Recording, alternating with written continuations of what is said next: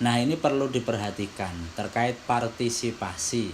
Partisipasi itu tidak hanya absensi setelah itu keluar dari e-learning. Tetapi partisipasi di sini adalah keaktifan teman-teman dalam berdiskusi.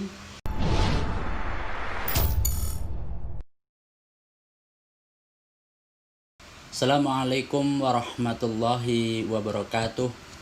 Selamat datang di kelas virtual saya pada perkuliahan daring mata kuliah Hadis Tarbawi 2. Pada mata kuliah Hadis Tarbawi 2 ini adalah melanjutkan mata kuliah Hadis Tarbawi pertama pada semester sebelumnya.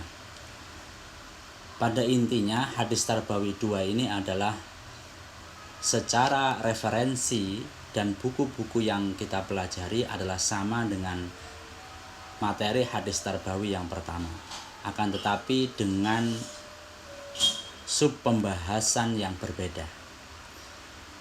Baiklah, pada kesempatan kali ini sebelum kita mulai perkuliahan pada semester ini, saya akan menjelaskan rencana pembelajaran semester serta kontrak perkuliahan pada mata kuliah Hadis Tarbawi 2 ini.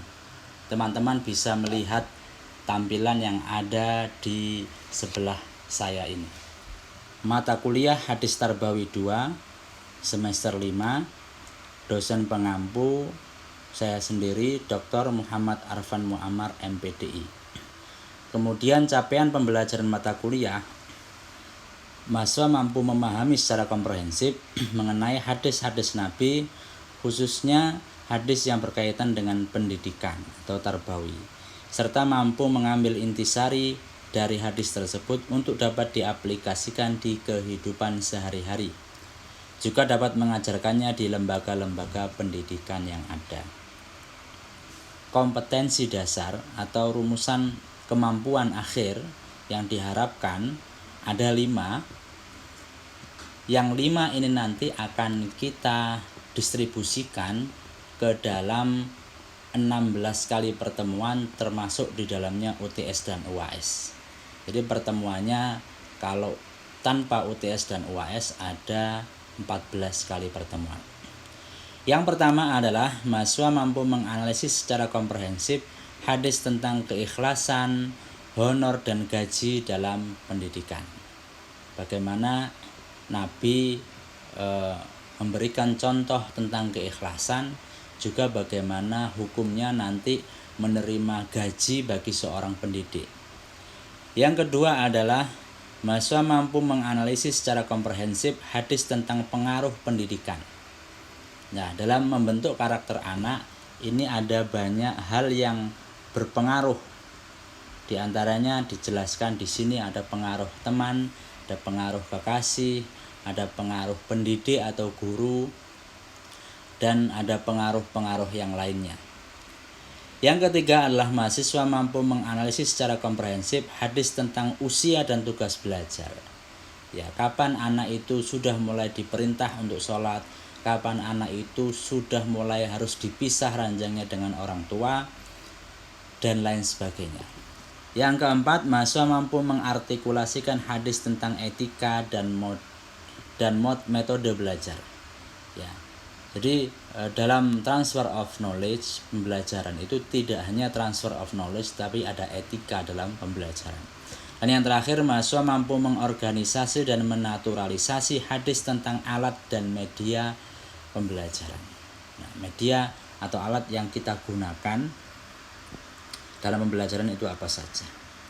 Kemudian sistem pembelajaran kita ada TCL, ada SCL, yaitu Teacher Centered Learning dan Student Centered Learning. Teacher Centered Learning adalah sistem yang seperti yang saya gunakan sekarang ini.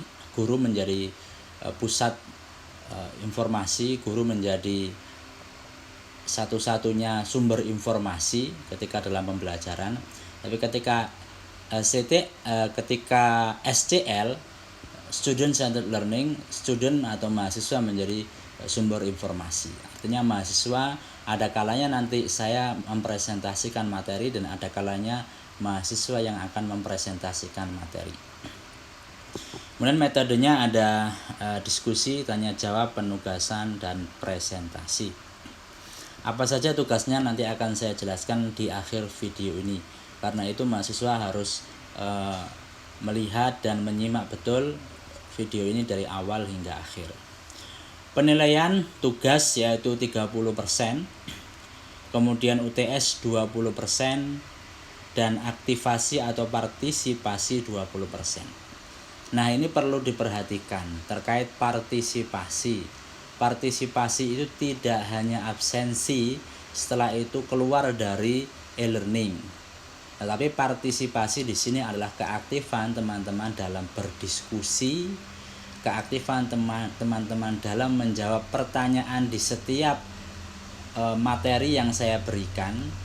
Jadi nanti seperti biasa ada materi yang dipresentasikan oleh teman-teman, kemudian ada evaluasi terkait materi yang sudah disampaikan. Ini menunjukkan seberapa besar perhatian teman-teman mahasiswa atau seberapa besar teman-teman menyimak video penjelasan temannya yang lain.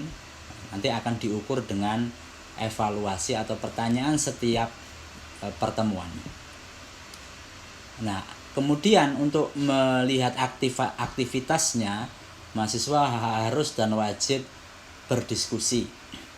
Nah, masih banyak saya lihat di semester kemarin teman-teman yang tidak aktif berdiskusi, dia hanya absensi kemudian keluar dari e-learning begitu saja. Tidak menyimak dengan baik presentasi temannya. Maka aktivitas atau partisipasi ini adalah wajib hukumnya. Walaupun dia presentasi, walaupun dia absensi, tapi jika tidak sama sekali tidak berpartisipasi dalam diskusi, maka saya anggap tidak hadir. Walaupun di sini 20%, tetapi dia menjadi syarat. Ya. Dan di e-learning semuanya terrecord dengan baik. Teman-teman yang berkomentar, teman-teman yang tidak berkomentar itu akan terrecord dengan baik. Saya hanya tinggal mengunduh Excel yang ada di e-learning, semua akan terpaparkan dengan jelas dan baik historinya. Maka teman-teman harus aktif berdiskusi. Kemudian ujian akhir semester 30%. Nah, referensi yang kita gunakan sama dengan hadis Tarbawi yang pertama, yaitu ada Al-A'zami Mustafa, Tarikh Tadwini, kemudian Muhammad Atiyah Al-Abrosi, Ruh At-Tarbiyah wa Ta'lim, ada Abdul Majid Khan, ya bukunya sudah punya semua, Muhammad bin Ismail, Abu Husain Muslim, Abdullah Nasi Ulwan, Muhammad Al-Ghazali, Abi Al-Ula Muhammad bin Abdurrahman bin Abdurrahim Al-Mubarak Furi, Suryani, Bukhari Umar. Sedangkan yang penunjang ada Ahmad bin Ali bin Hajar, ada Muhaddin Abi Zakaria, ada Syed Muhammad Naqib Alatas, ada Azyumardi Azra, ada M. Suri Ismail, ada Muhammad Abdun ABD Al-Aziz Al-Khuli, ada Muhammad Abu Bakar, dan ada Yusuf Al-Qardawi. Ini adalah referensi yang kita gunakan, baik referensi utama maupun referensi penunjang. Nah, kemudian kemampuan akhir tadi atau kompetensi dasar tadi kita distribusikan ke setiap pertemuan. Pendistribusiannya bagaimana? Yang pertama adalah kontrak perkuliahan, yaitu hari ini saya menjelaskan rencana pembelajaran materi-materi apa yang harus dipelajari dalam satu semester pada pertemuan kali ini. Sedangkan pada pertemuan yang kedua, nanti mahasiswa mampu menganalisis secara komprehensif hadis tentang keikhlasan, honor, dan gaji dalam pendidikan. Ya, ini dibagi menjadi 3 sub pembahasan. Yang pertama adalah ketepatan menjelaskan hadis tentang mencari ridho Allah. Jadi dalam ilmu itu yang dicari adalah, yang utama adalah ridho Allah. Yang kedua, ketepatan menjelaskan hadis keutamaan ikhlas mencari ilmu. Dalam mencari ilmu kita harus ikhlas, tidak ada motif-motif tertentu, motifnya hanya mencari ridha Allah. Ketepatan menjelaskan hadis tentang bolehnya pengajar menerima upah. Nah, ini ada 2 hadis. Yang satu hadis tentang bolehnya pengajar menerima upah, yang satu adalah hadis tentang larangan pengajar menerima upah. Nah, ini nanti bisa kita diskusikan mana sebenarnya hadis yang lebih kita pilih. Kemudian pada pertemuan ketiga, subbahasan yang kita kaji adalah ketepatan menjelaskan hadis tentang larangan pengajar menerima upah. Ini tadi larangan pengajar. Kalau tadi bolehnya pengajar menerima upah, yang ini larangan pengajar menerima upah. Yang kelima, ketepatan menjelaskan hadis tentang larangan dan ancaman bagi pelaku riya. Nah, jangan sekali-kali melakukan riya karena hukumannya sangat luar biasa. Pertemuan keempat dan kelima, mahasiswa mampu menganalisis secara komprehensif hadis tentang pengaruh pendidikan. Nah, ini ada 4 pengaruh dalam kajian hadis tarbawi ini. Yang pertama adalah ketepatan menjelaskan hadis tentang pengaruh teman dalam pendidikan. Nah, teman ini berpengaruh dalam pembentukan karakter anak didik. Yang kedua adalah pengaruh kekasih. Yang ketiga adalah pengaruh orang tua, dan yang keempat adalah pengaruh pendidik atau guru. Nah, pada pertemuan ke-6, mahasiswa mampu menganalisis secara komprehensif hadis tentang usia dan tugas belajar. Nah, subbahasanya adalah hadis tentang usia, belajar, dan hukuman. Hukuman apa yang diterima ketika anak itu misalkan pada usia 10 tahun tidak sholat. Yang kedua adalah tugas dan model belajar. Yang ketiga adalah kesuksesan tugas belajar, ragam kesuksesan tugas belajar, dan yang keempat adalah tentang tugas belajar mengajar. Nah, ini pada pertemuan ke-7. Nah, pada pertemuan ke-8 kita ada ujian tengah semester. Ya, pertemuan setelah ada ujian tengah semester ya. Kemudian setelah UTS itu kita lanjutkan pertemuan, ada pertemuan ke-9 dan ke-10. Itu materi yang kita bahas adalah tentang etika dan metode belajar. Ada 4 subbahasan.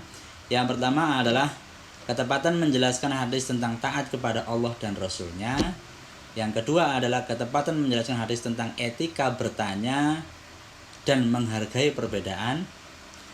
Kemudian pada pertemuan ke-10, ketepatan menjelaskan hadis tentang belajar bersama. Yang keempat, ketepatan menjelaskan hadis tentang tekun belajar. Ya. Kemudian pada pertemuan ke-11 dan 12, mahasiswa mampu mengorganisasi dan menaturalisasi hadis tentang alat dan media pembelajaran. Ada 3 pembahasan di sini, yaitu menjelaskan tentang hadis waktu dan tempat belajar. Yang kedua adalah menjelaskan hadis tentang jadwal pembelajaran. Nah, pentingnya jadwal pembelajaran dan bagaimana menyusun jadwal pembelajaran dengan guru atau dosen. Yang ketiga adalah ketepatan menjelaskan hadis tentang pendidik sebagai mediator. Ya, pendidik sebagai mediator.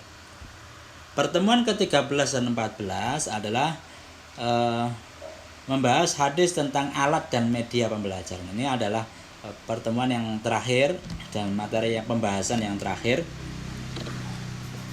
yang dibagi menjadi 2 sub pembahasan. Yang pertama adalah hadis tentang tulisan sebagai media, dan yang kedua adalah hadis tentang mimbar sebagai media.